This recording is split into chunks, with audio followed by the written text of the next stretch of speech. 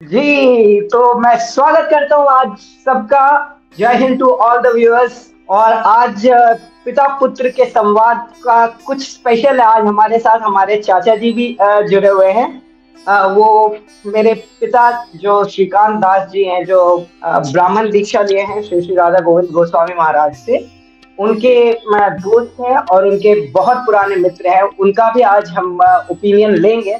आज उनका भी ये देखेंगे। और आज बड़ा ही एक अनुकूल माहौल बना है, जहाँ पे एक तरफ मुझे एक एनआरआई पिता का ज्ञान मिलेगा, वहीं पे एक चाचा जो आज भी गांव से जुड़े हैं, जो आज भी गांव में रहते हैं और जिनका पूरा जीवन गांव में व्यापन हुआ है, उनका नजरिया है, वो भी हमारे सामने होगा। तो आज के यूथ के लिए एक बहुत स्पेशल एडिशन है। प्लीज जो हमारे युवा हैं वो हमारे साथ जो जुड़े, वो अपने क्वेश्चन जरूर ड्रॉप करें। हम फिर लाइव आएंगे, उसमें हम आपके क्वेश्चंस को एड्रेस भी करेंगे और जवाब भी देंगे। तो सबसे पहले मैं चाचा आपसे स्टार्ट करना चाहूंगा। आज का पहला मेरा प्रश्न है कि क्या हाँ जी। आप ये चुनाव है उसको आप बीजेपी की जीत देखते हैं या कांग्रेस की हार देखते हैं, या और किस नजरिए से आप इस चुनाव को देखते हैं जो हुआ है? देखो, ऐसा है कि वर्तमान जो 4 राज्यों में चुनाव हुए और 3 राज्यों में बीजेपी की जीत नहीं, इसको कांग्रेस की हार को। कांग्रेस इतनी घृणित मानसिकता पर उतर गई है कि कांग्रेस के लोग अपने कार्यक्रमों को प्रचार प्रसार कम किए और दूसरों की निंदा में अपना पूरा समय व्यतीत किए। आज की जनता एक सचेत प्रेक्षक है। जैसे ही कोई व्यक्ति, कोई नेता, कोई मंत्री मंच से एक शब्द बोलता है, जनता उसके अनेकों अर्थ निकालती है।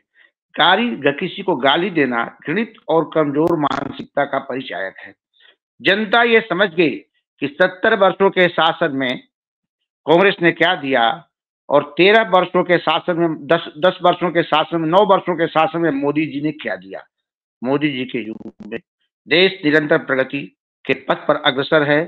आज दुनिया के कोने कोने में भारत को विश्व गुरु की संज्ञा दी जा रही है।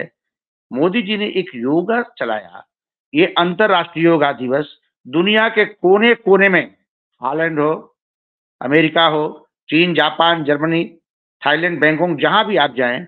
आज के मैं बहुत सारे विदेशियों के साथ रहा, मुझे महर्षि जी के यहाँ 5,000 विदेशियों के साथ रहने का मौका मिला। दुनिया के कोने कोने में तो इस योग का प्रचार कर रहा था, लेकिन मोदी जी ने जो काम किया उससे आज योग कंपलसरी। दुनिया के कई देशों में गीता कंपलसरी, भगवत गीता जो भगवान श्री कृष्ण के द्वारा सीधी प्रसारित की गई है, किया गया। इसलिए कांग्रेस बीजेपी की जीत नहीं, ये कांग्रेस की हार है और जनता ने कांग्रेस को नकार दिया है। तो जब कांग्रेस की हार है तो बीजेपी की अपने आप जीत हो जाएगी। जनता जनार्दन के एक एक कण तक, गांव गांव तक, गली गली तक बीजेपी की पहुंच है और कांग्रेस के प्रति लोगों के मन में घृणा का भाव है। यही कारण है कि वर्तमान चुनाव के 3 राज्यों में कांग्रेस की करारी हार हुई और चौथे राज्य में बीजेपी का वोट प्रतिशत बढ़ा। जी चाचा, और हेलो। इसके साथ एक बहुत ही जी जी जी चाचा, बहुत जवाब आपका बहुत खूबसूरत है चाचा। इससे ये भी पता चलता है कि बीजेपी को, जिसको कहते हैं कि ये नगरों की पार्टी है, सिटीज की पार्टी नहीं, ये एक्चुअल में गांव तक अपना पेनिट्रेशन कर चुकी है। आज गांव से अगर आप इतनी तारीफ कर रहे हैं, उम्मीद है कि आपको वहां पे 4G डेटा मिल रहा है। ये जो पाकिस्तान में हमारे सुनने वाले हैं, कुछ लोग हमें पाकिस्तान से भी सुनते हैं, तो मैं उन्हें बता दूं हाँ कि हाँ। गांव में भी हमारे यहाँ बिल्कुल 4G इंटरनेट चलता है और बहुत कंफर्टेबल चलता है। मेरे चाचा जी अभी गांव से जुड़े हुए हैं और बिल्कुल आपको गाँव आवाज से उनकी ही। सुनाई दे रही है।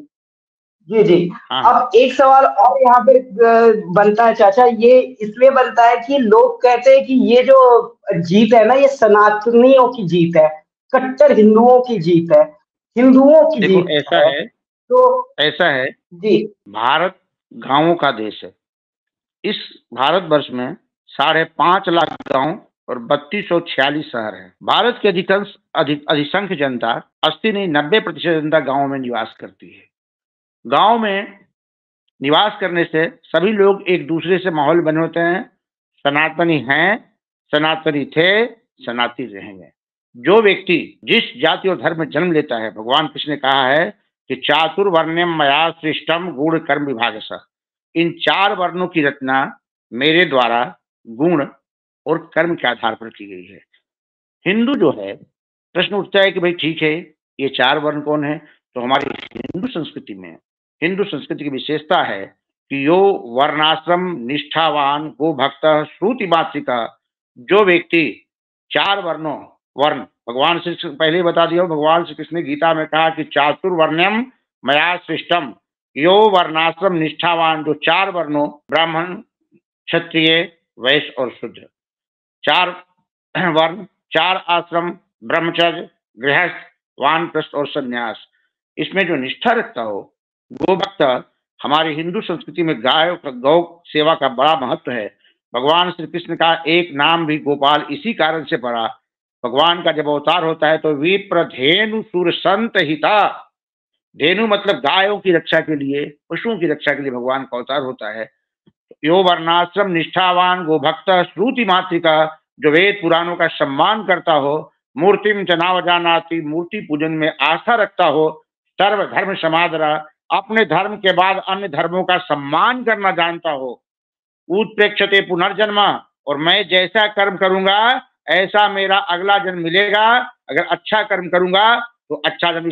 इसीलिए हमारी सनातनी परंपरा में हिंसा का कोई स्थान नहीं दिया गया। ठीक है, कुछ प्रथाएं होती है, मैं उस पर नहीं कह सकता हूं।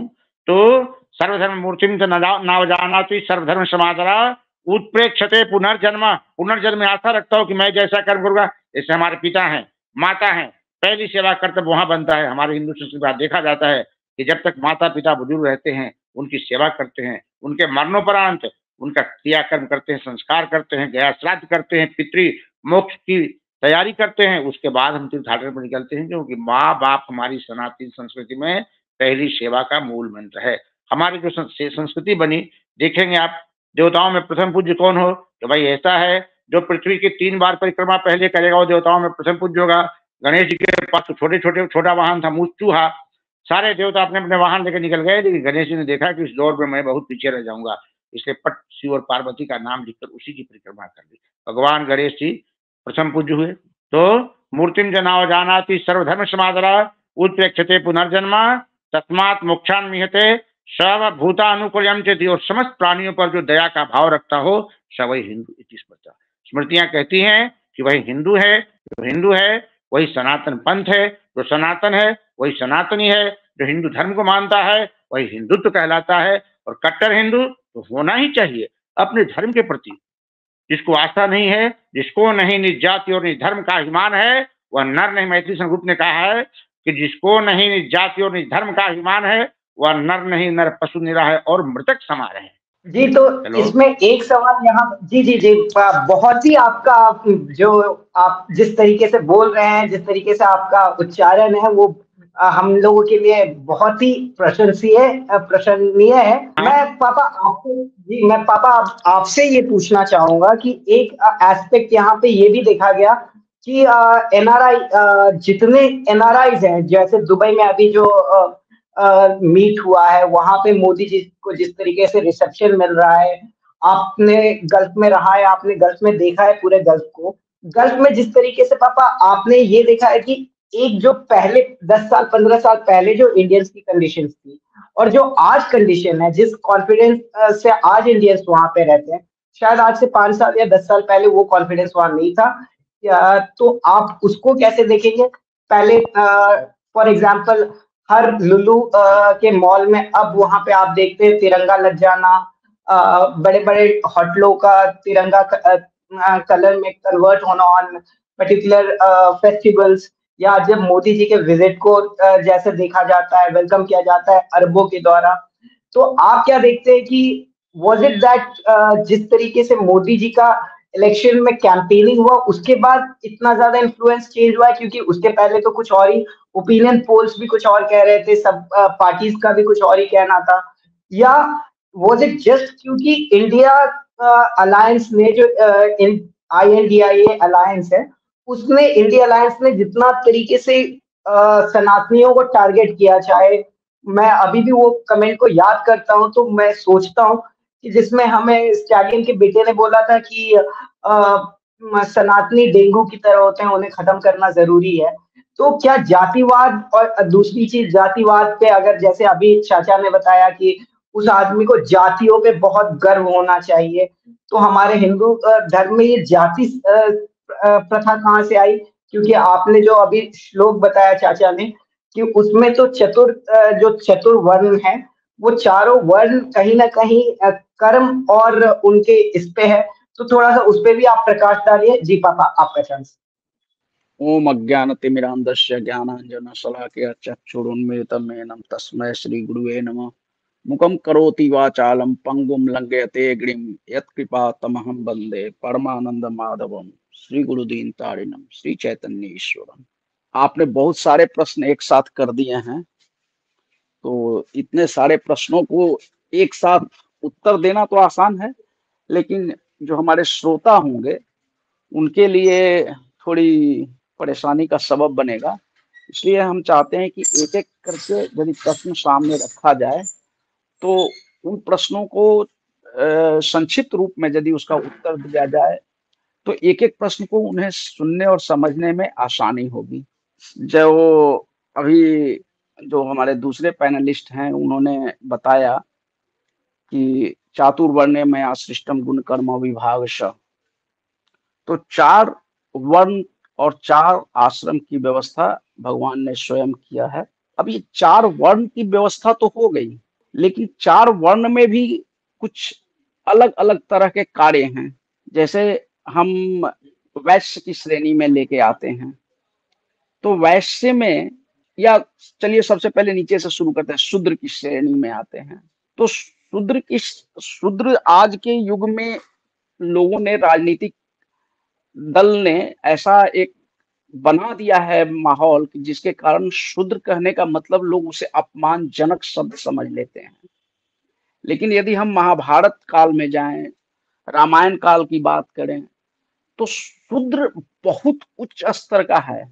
आज के युग में जो एक साधारण मानव हम लोग हैं, ये उस जमाने के शूद्र के समकक्ष भी नहीं आ सकते हैं। उस जमाने के जो शूद्र थे वो काफी, यदि कहें तो निश्चित रूप से वो वैदिक रीति को मानते थे, वैदिक रीति को समझते थे, और वैदिक कार्यों के को सुचारू रूपी चलाने के लिए जो खासकर जो शारीरिक श्रम करते थे उन्हें उस शूद्र की श्रेणी में रखा गया था।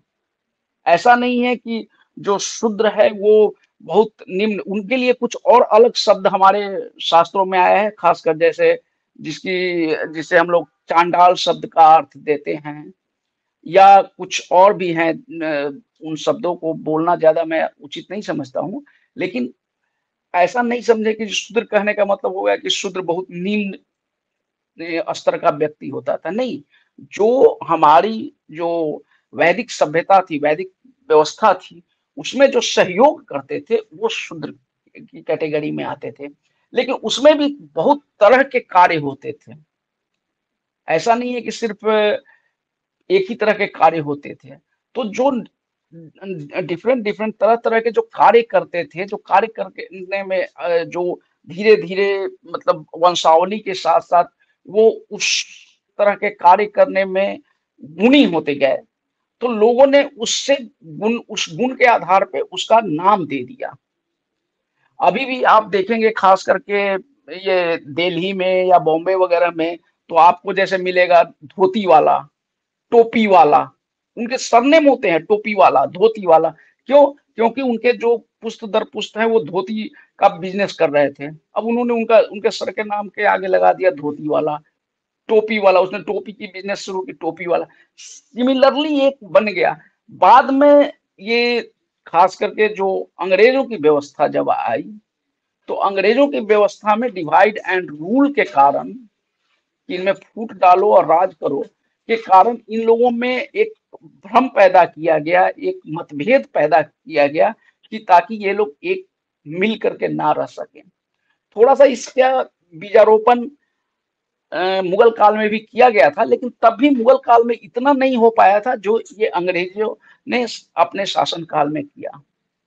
और उसी का परिणाम है कि जो अंग्रेज के शासन के बाद जब हमें स्वाधीनता मिली और वहां से जो दल ने उनसे टेक ओवर किया, अंग्रेजों से जो उन्होंने स्वतंत्रता लिया, उस वो लोग भी उसी रास्ते पे चल पड़े, क्योंकि उनके साथ रहते रहते कुछ ना कुछ उसमें अंश, कुछ सो कॉल्ड लोगों में, सभी में नहीं, सभी इसके पक्ष में नहीं थे। स्वयं अंबेडकर जी ने इसका विरोध किया था कि जातिवादी और ये वर्णवादी व्यवस्था पे ज्यादा, इस पे हम लोगों को तवज्जो नहीं देना है, हमारा एक राष्ट्रीय जो राष्ट्रीय कार्यक्रम है उस पे हम लोगों को ध्यान देना चाहिए। जो जो समझदार थे उन लोगों ने किया, लेकिन जिन्हें सिर्फ वोट की राजनीति करनी थी उन लोगों ने इसको काफी तवज्जो दिया, और जिसके कारण इसका परिणाम यह हुआ कि बाद में एक तरह से ये वैमनस्य का रूप लेता चला गया, और जो अंग्रेज लोग चाहते थे वो उसमें सफल हो गया। जी, मेरा दूसरा प्रश्न ये था कि जो चुनाव में अभी जातिवाद को लेकर कांग्रेस का था कि जातिवाद करना होना चाहिए, जातिवाद ये होना चाहिए, और स्पेशली बिहार जिसमें जातिवाद बहुत ज्यादा देखा है, उसमें मैं चाचा जी आपका भी ओपिनियन एक बार लेना चाहूंगा कि एक बार आप भी बताएं कि क्या जातिवाद गणना होना चाहिए, जातिवाद जाति के नजरिए पे क्या आज की भारत में रिजर्वेशन की जरूरत है, जहां पे ऑलरेडी काफी डेवलपमेंट हो चुका है, और आज जहां पे टेक्नोलॉजी इर्रिस्पेक्टिव ऑफ जाति हर किसी के पास अवेलेबल है, आज जस्ट जो मेहनत करेगा वो आगे जाएगा का क्या कॉन्सेप्ट नहीं होना चाहिए? क्या आज की भारत में भी, क्योंकि बिहार में तो ये जातिवाद बहुत ज्यादा एक समस्या है, पॉलिटिकली भी जातिवाद एक समस्या है, तो उस पे भी आपका थोड़ा सा टिप्पणी चाहूंगा, और फिर पापा का भी टिप्पणी चाहूंगा। तो पहले एक बार चाचा आप बताएं। देखो, जहां तक जातिवाद और जातीय जनगणना का प्रश्न है, ये भारत में पहली बार बिहार में किसी आंतरिक ईर्ष्या और द्वेष के कारण कराया गया है।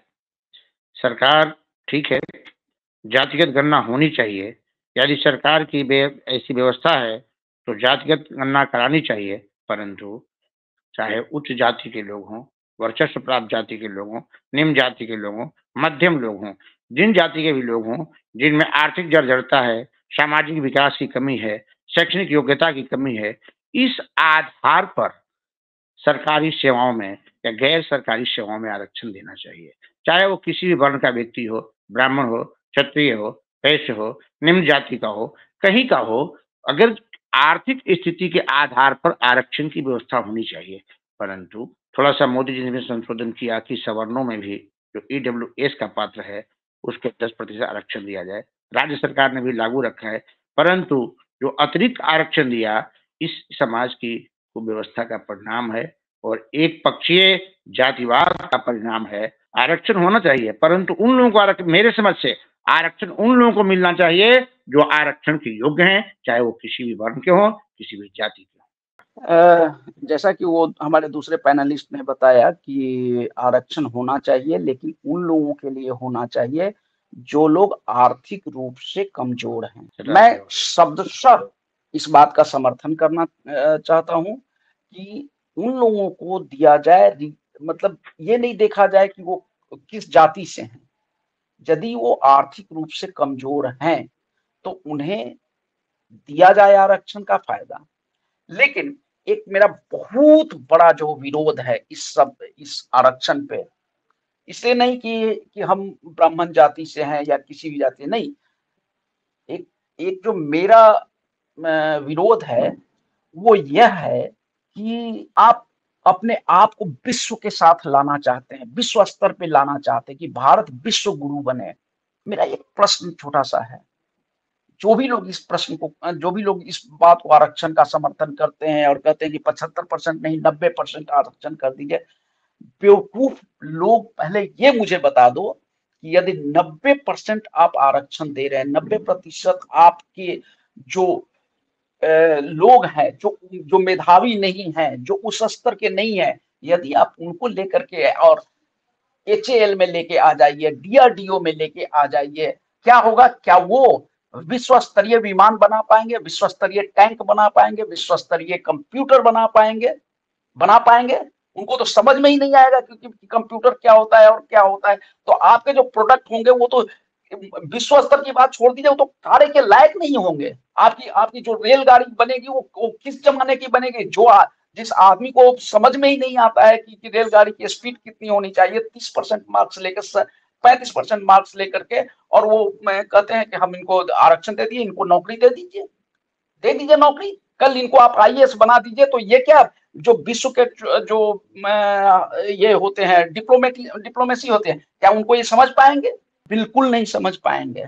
इसलिए आरक्षण की बात हम एक चीज बता दे रहे हैं, आरक्षण ज्यादा से ज्यादा, यदि आपको विश्व गुरु बनना है, विश्व में आगे बढ़ना है, तो 10% का आरक्षण, 90% को आप अनारक्षित वर्ग में लाइए, और let there be a natural evolution. वो धीरे धीरे धीरे धीरे वो उनके बच्चों को पढ़ाइए, उनके बच्चों को ज्ञान दीजिए। एक जनरेशन नहीं, दूसरे जनरेशन में आकर के वो खुद ब खुद कॉम्पिटेंट बनेंगे, इस लायक बनेंगे कि हाँ वो भी कंधे से कंधे। एक समय था जब हिंदुस्तान के लोगों को, विश्व के लोग, यहाँ के इंजीनियर्स को, यहाँ के डॉक्टर्स को जब जाते थे यही अमेरिका और रसिया और वहां जाते थे, तो इन्हें दोबारा परीक्षा देनी पड़ती कि आप यह साबित कीजिए कि हाँ हम सक्षम हैं, आपके स्तर के हमारी पढ़ाई है। क्यों? आज वही लोग वहां से आते हैं और कैंपस से, हमारे आईआईटी में, हमारे आईआईएम्स में आते हैं और हमारे कैंपस से उठा के लेके जाते हैं। उन्हें तो यह नहीं कहते कि आप दोबारा एग्जाम दो। क्यों? क्योंकि अब मेरा स्तर वहां तक पहुंच चुका है, विश्व स्तरीय। हम जो अपने वैज्ञानिक हैं, हमारे जो इंजीनियर हैं, अभी देख लीजिए हाल के कोरोना का टाइम में मात्र 9 महीना में विश्व की सबसे तेज गति से ये वैक्सीन बनाने वाली कंट्री इंडिया बनी। और बनाई नहीं, कितने लोगों के, देश के लोगों का जितनी आबादी नहीं है उसका 50 गुना ज्यादा हम लोगों ने दूसरे देशों को सहायता स्वरूप भेजा। जितने जो बड़े बड़े देश के लोग मजाक उड़ा रहे थे, और वही फाइजर और बड़े बड़े जो कंपनी है उनको वापस लेना पड़ा अपना आवेदन कि नहीं हम आपको नहीं देंगे, हमसे अच्छा आपका जो वैक्सीन है वो अच्छा है।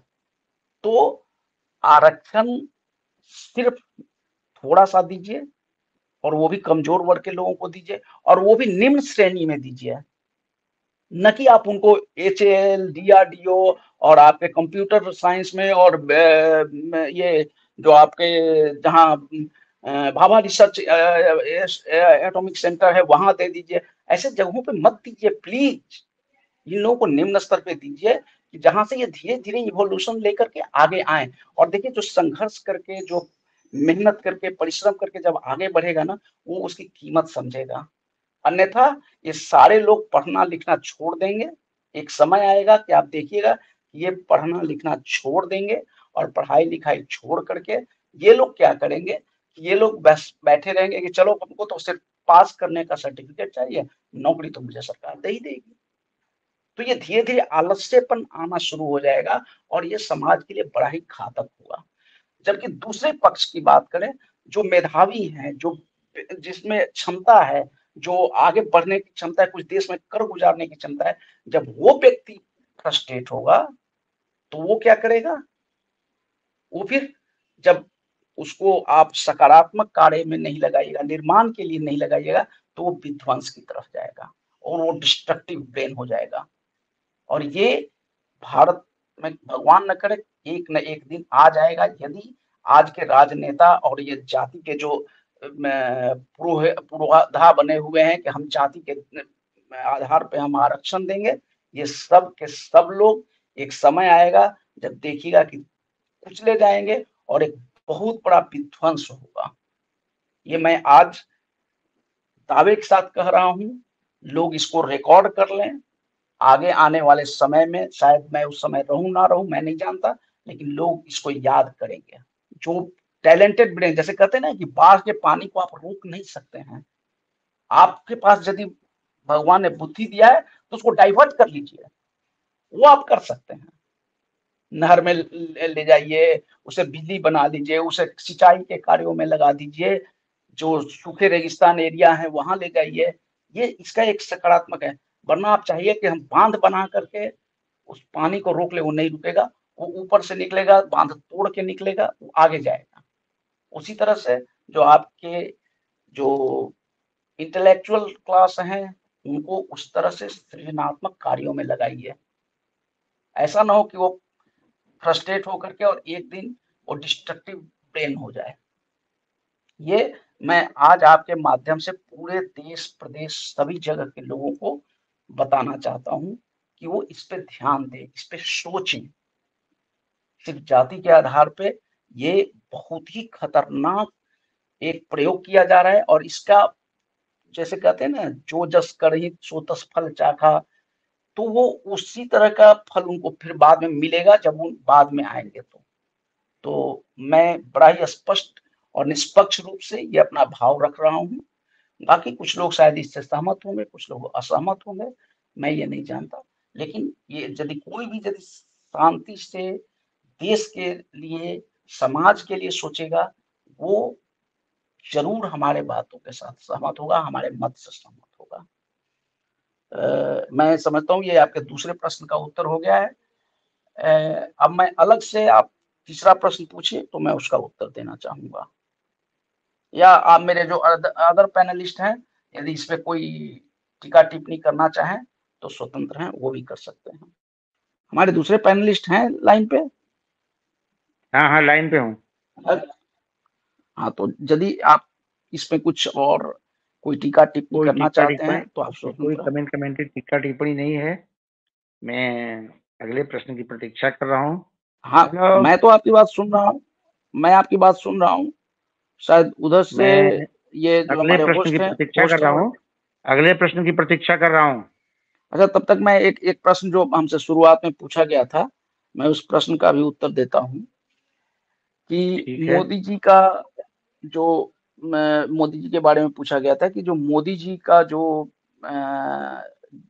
अब जब से ये प्रधानमंत्री बने हैं तो उसके बाद का जो समय आया है, या जो उसका उसके बाद के इंडियंस का रेपुटेशन के बारे में पूछा गया था कि उनका अभी विदेशों में कैसा है पद प्रतिष्ठा। तो मैं यहाँ पे एक चीज कहना चाहता हूँ कि देखिए, किसी भी घर में, एक जैसे हम लोग गांव से जुड़े हुए हैं और एक शहर से जुड़े हुए हैं, तो हम लोग एक चीज देखते हैं कि जो जिस घर का मुखिया अच्छा होता है, जिस घर का मुखिया अच्छे नेतृत्व को दे रहा होता है, जिस घर का मुखिया अपने घर के बच्चों को अच्छी तालीम दे रहा है, अच्छी पढ़ाई करा रहा है, अच्छे संस्कार दे रहा है, तो निश्चित रूप से उस घर को और उस परिवार को और उस परिवार के मुखिया की सराहना होती ही है। और यही बात विश्व में भी, विश्व पटल पे भी लागू होता है। यदि हम विश्व पटल पे देखें तो वहां भी यही बात लागू होती है। आज जो हमारे प्रधानमंत्री हैं, उनके बारे में सारी दुनिया जानती है कि इनके पास एक विजन है, एक दूरदृष्टि व्यक्ति हैं। ये विश्व कल्याण के लिए बातें करते हैं, सिर्फ अपने स्वार्थ की बात नहीं करते हैं, सिर्फ भारत की बात नहीं करते हैं। ये जब भी बात करते हैं तो विश्व कल्याण के लिए बात करते हैं। तो निश्चित रूप से जब ये विश्व कल्याण के लिए बात करते हैं तो सारी दुनिया बेवकूफ तो नहीं है, वो लोग भी समझते हैं इस चीज को। और तभी ऑस्ट्रेलिया जब गए थे तो ऑस्ट्रेलिया के प्रधानमंत्री ने कहा कि मोदी द बॉस। ऐसा नहीं है कि हम लोग मोदी के समर्थन में कोई बात कर रहे हैं, लेकिन जब कोई व्यक्ति दूरदृष्टि हो, विश्व कल्याण की बातें करता है, तो निश्चित रूप से हम यह मान के चलना चाहिए कि उनकी सराहना होगी। जी, तो जी मैं आप ये जवाब कंप्लीट कर ले तो फिर मैं चाचा जी से ये प्रश्न करना चाहूंगा, तो आप प्लीज पहले जवाब कंप्लीट कर लें। ठीक है, तो मेरा ये कहना है कि निश्चित रूप से, और जब मैंने जैसे शुरुआत में ही कहा कि जब किसी घर का जो घर का प्रधान होता है या घर का जो मुखिया होता है, घर के जो बड़े बुजुर्ग होते हैं, जब वो अपने बच्चों को अच्छे संस्कार और ये देने लगते हैं, और वो भी भविष्य की ओर देख करके और कोई एक योजना बना करके और अपने पूरे परिवार को उस दिशा में लेके जाते हैं कि जहां से उनकी उनकी आर्थिक और आध्यात्मिक और सांस्कृतिक उन्नति हो, तो निश्चित रूप से उस परिवार को लोग सराहते हैं, उनकी प्रशंसा करते हैं। और यही बात हमारे विश्व पटल पे लागू होती है। आज मोदी जी के कारण, मोदी जी की जो भविष्य की तरफ है, जैसे उन्होंने अभी ग्लोबल वार्मिंग पे उन्होंने विषय दिया, और जब कोरोना आया तो उन्होंने सिर्फ अपने लिए नहीं, पूरे विश्व में उन्होंने वैक्सीन को बांटा कि नहीं, सबका कल्याण होना चाहिए, सर्वे भवन्तु सुखिनः का ये मूल मंत्र के साथ वो कार्य करते हैं। तो निश्चित रूप से उनकी सराहना होती है, और जब उनकी सराहना होती है तो आपको भी लोग उसी नजरिए से देखते हैं। जैसे मुझे याद है, बहुत पहले की बात है कि महात्मा गांधी पे एक सर रिचर्ड एटनबरो ने मूवी बनाई थी। तो दिल्ली में, सॉरी, इंग्लैंड में ये हालात था कि जिस देश ने इस भारतवर्ष पे 250 सालों तक राज किया, जब वो फिल्म देख करके और गांधी फिल्म देख करके लोग बाहर निकलते थे, तो जो इंडियन होता था तो वो लोग रास्ता छोड़ देते थे, कहते थे कि ये गांधी के देश का व्यक्ति है, इसको रास्ता दे दो, आगे इसको जाने दो। मतलब सो मच ऑफ रेस्पेक्ट उस समय मिलता था। तो वही है कि आज जब मोदी जी ने जो कुछ किया है, जब विश्व कल्याण के लिए वो बातें कर रहे हैं, तो निश्चित रूप से उसका फायदा हम लोगों को भी मिल रहा है। और एक चीज और मैं यहाँ पे ऐड करना चाहूंगा, जो आपने प्रश्न पूछा था कि गल्फ की बात, अरेबियन गल्फ की बात, तो निश्चित रूप से जिन मोदी जी को एक बड़ा ही कट्टर हिंदूवादी के रूप में, सो कॉल्ड मैं कहूंगा कि कुछ लोगों ने इन्हें मतलब इनकी गरिमा को गिराने के लिए इस तरह के शब्दों का प्रयोग किया था। लेकिन जब वही गल्फ के लोगों ने देखा कि ये कट्टर हिंदूवादी तो हो सकता है, लेकिन ये मुस्लिम के विरोध में नहीं, विश्व के विरोध में कोई कार्य नहीं कर रहा है, एक तरफ से सिर्फ धर्म के आधार पे कोई कार्य नहीं कर रहा है, तो सारी दुनिया, यहाँ तक कि आपने देखा कि गल्फ का सबसे पहले सेशन में जब ये दुबई गए थे, तो दुबई के जो क्राउन प्रिंस हैं, उन्होंने 4 लाख करोड़ का इन्वेस्टमेंट किया था भारत में। 4 लाख करोड़ एक बहुत बड़ी रकम होती है। 4 लाख करोड़ का एक मुश्त उन्होंने इन्वेस्टमेंट दिया था। आज विश्व का कि जितने भी बड़े आर्थिक शक्ति है, वो लालायित है कि मुझे भारत में इन्वेस्ट करने का मौका मिले, मैं यहाँ निवेश करूं और मैं यहाँ से पैसे कमाऊं।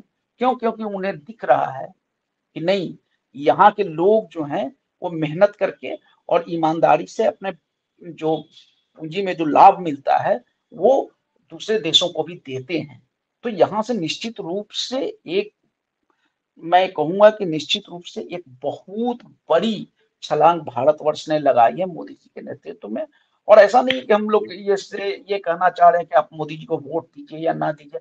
ये वोट के राजनीति से अलग हटकर हम लोग जो आज की वास्तविकता है उसे रखना चाह रहे हैं। चूंकि हमने अभी बहुत 25 साल उन्हीं इस्लामिक देशों में मैंने बिताया है, तो मैं जानता हूं कि पहले क्या था और आज क्या है। एक 25 वर्ष मतलब 2.5 डिकेड की बात हम कर रहे हैं, एक बहुत बड़ा होता है। 2 युग की बात हम कर रहे हैं, तो एक बहुत बड़ा समय होता है।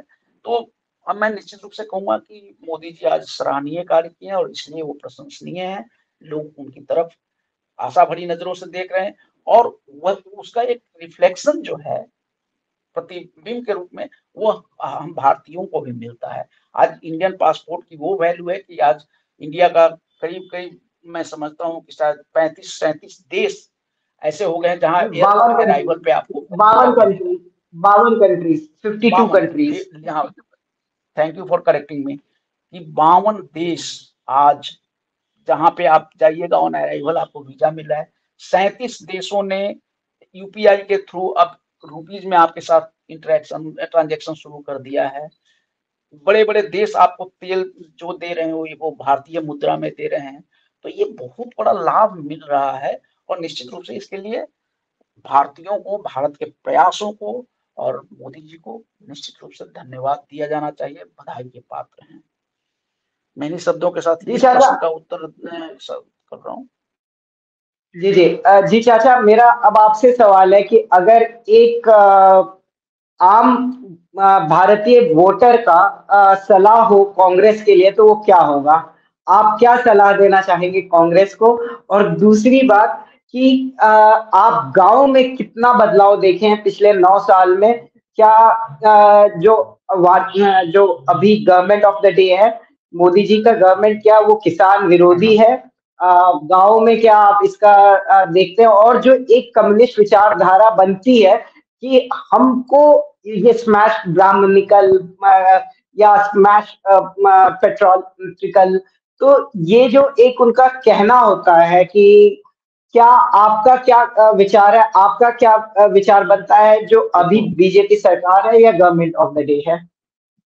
देखो, कहने को तो कोई भी व्यक्ति कुछ कह सकता है, क्योंकि इस देश में संविधान के अनुसार वैचारिक स्वतंत्रता है।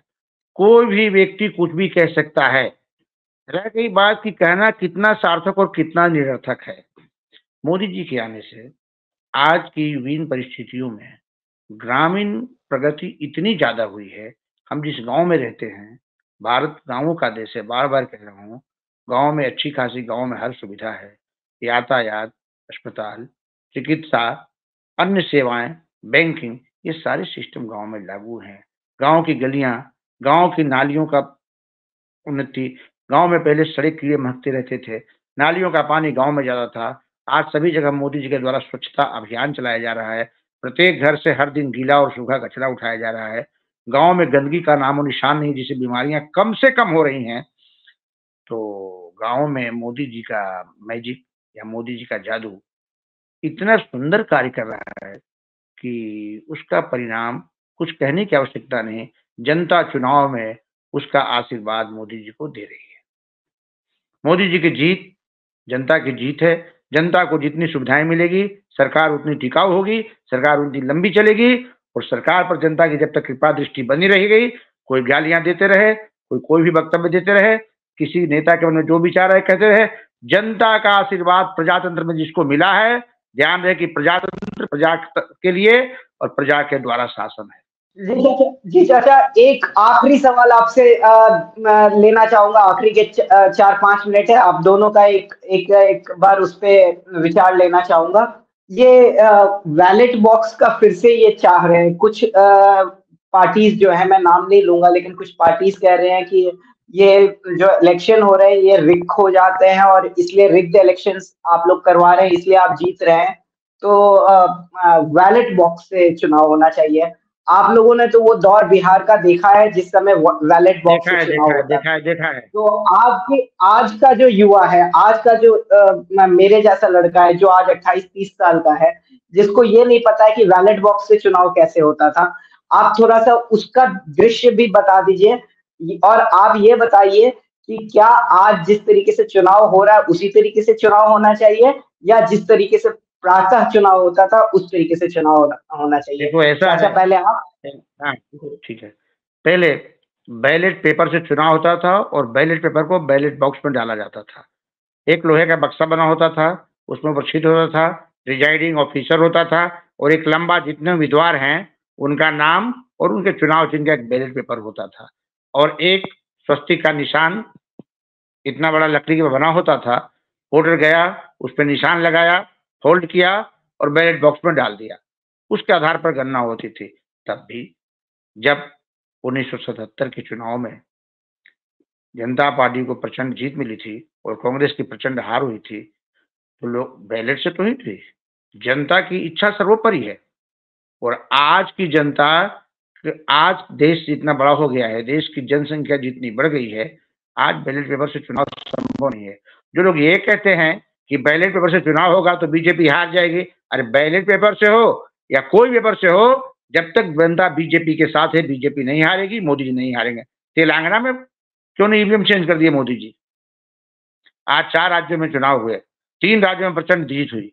100% सीट तो मोदी जी को नहीं है, विपक्ष के भी सीट मिले, निर्दलीय भी जीते और तेलंगाना में ईवीएम हेराफेरी क्यों नहीं हो गई? ये सारे आरोप-प्रत्यारोप गलत हैं, मिथ्या आरोप हैं, लोगों की भ्रामक मानसिकता का प्रतीक है। जनता जिसके साथ है, जीत उसकी सुनिश्चित है। प्रजातंत्र, मैं फिर कहता हूँ, प्रजातंत्र जनता का, जनता के लिए, जनता के द्वारा शासन है। मोदी जी एक कुशल देशभक्त हैं। देश की इच्छाओं, किसानों की खुशहाली का पूरा ध्यान रखते हैं। देश, भारत कृषि प्रधान देश है और 80% लोग इस देश के किसान हैं जो कृषि व्यवस्था से किसी न किसी रूप में जुड़े हैं। भले वो पशु पालते हों या कृषि व्यवस्था, पशुपालन भी कृषि का एक अंग है। मेरा मानना है कि जब तक गाली देने से क्या होता है? निंदा करने से क्या होता है? अपनी आंतरिक शक्ति कमजोर पड़ती है। कमजोर व्यक्ति किसी को गाली देता है, कमजोर व्यक्ति की निंदा करता है। मजबूत व्यक्ति तो किसी की प्रशंसा करता है, किसी को सम्मान देता है और सम्मान प्राप्त करता है। जनता निर्णय कर चुकी है, जनता जानती है कि हमको कौन कितना, इसीलिए तो देश में आज इतनी अच्छी सरकार चल रही है। राजस्थान, मध्य प्रदेश, छत्तीसगढ़ में तो मान लिया हमने कि ईवीएम बदल दिया सरकार ने, ईवीएम किया, लेकिन तेलंगाना में क्यों नहीं किया? वहां तो कांग्रेस लगता है कि हेरा फेरी कर। ये लोगों की कुछ कहने की आदत हो जाती है, जिसकी आदत पड़ जाती है उसको कितना भी कुछ कहो अपनी आदत से बात नहीं आएगा। आरोप प्रत्यारोप तो रखते रहते हैं, सरकारें चलती रहती है। सबसे अच्छा मूल मंत्र मोदी जी का है, करूंगा वही जो मेरे मन में है, जनता जिसको जो कहना हो करे। निर्णय बिल्कुल सेक्रेट और तभी पटल पर आता है जब वो कार्य रूप में परिणत हो जाता है। जी हेलो जी पापा, अब आपका जी पापा, अब आपका टेक चाहूंगा कि आपका क्या टेक है इसी बात पे कि क्या बैलेट पेपर से होना चाहिए या ईवीएम से होना चाहिए, और बैलेट पेपर के दिन कैसे होते थे? आपने किस तरीके से चुनाव देखा है? आप तो एक पॉलिटिकल परिवार से आते, तो थोड़ा सा आप मुझे उसका भी विवरण कर दें। ये जो अभी हमारे दूसरे पैनलिस्ट है उन्होंने बखूबी इसका विवरण दिया है कि कैसे पहले बैलेट से में चुनाव होता था, और बहुत अच्छा उन्होंने एक उदाहरण दिया कि 1977 में जब जनता पार्टी की जीत हुई थी और मोरारजी देसाई हमारे प्रधानमंत्री बने थे, तो उस समय भी तो बैलेट से ही हुआ था चुनाव। और बैलेट से जब चुनाव हो रहे थे तो उसी में हमारे बिहार में लालू प्रसाद यादव जी जीते, और उसी में फिर नीतीश कुमार जी जीते, और उड़ीसा में हमारे ये बीजू पटनायक जी जीते, एनटी रामाराव जी वहां जीते आंध्र प्रदेश में। तो ये सारे बैलेट के जमाने के एग्जांपल्स हैं जहां लोग ऐसा नहीं है कि सारे कांग्रेस के लोग ही जीतते थे, दूसरे पार्टी दल के लोग भी जीतते थे। और उसी तरह से हमको यह भी ध्यान में रखना चाहिए कि जब आज की भी ईवीएम की व्यवस्था है तो सारे जगह सिर्फ ऐसा तो नहीं है कि सारे जगह मोदी जी जीत रहे हैं, दूसरे दल के लोग भी जीत रहे हैं। तो ये सिर्फ राजनीतिक ये लेने के लिए तुष्टिकरण की नीति प्रतिद्वंदिता है। के भाव और विद्वेष के भाव से ये बोले कि नहीं नहीं ईवीएम गलत है, नहीं ईवीएम गलत नहीं है। तो कर्नाटक में आप कैसे जीत गए, केरला में कैसे जीत जा रहे हैं, ये बंगाल में कैसे जीत जा रहे हैं? बंगाल में क्यों नहीं ये मोदी जी ने चिप लगा करके जीत ले लिया? वहां तो बहुत बुरी तरह बीजेपी हारी। ये सब बेकार की बातें हैं, इस तरह की बातें नहीं होनी चाहिए। और देखिए युग बदल रहा है, समझ गए ना। एक समय था जब कार जो है सो मैक्सिमम 15 किलोमीटर के स्पीड से चलती थी। यदि आप 1930-32 के स्पीड गाड़ियां देखें तो उसके 15 किलोमीटर 20 किलोमीटर के स्पीड हुआ करते थे। आज गाड़ियां 180 100 200 की स्पीड से गाड़ियां चल रही हैं। युग बदल रहा है, आज ऑटोमेटिक कार का युग आ गया। पहले मोटरसाइकिल किक मारना पड़ता था, सारे सेल्फ स्टार्ट हो गए। तो युग बदल रहा है धीरे धीरे, विज्ञान की जैसे जैसे प्रगति हो रही है तो वैसे हर क्षेत्र में इसका प्रभाव पड़ेगा ही।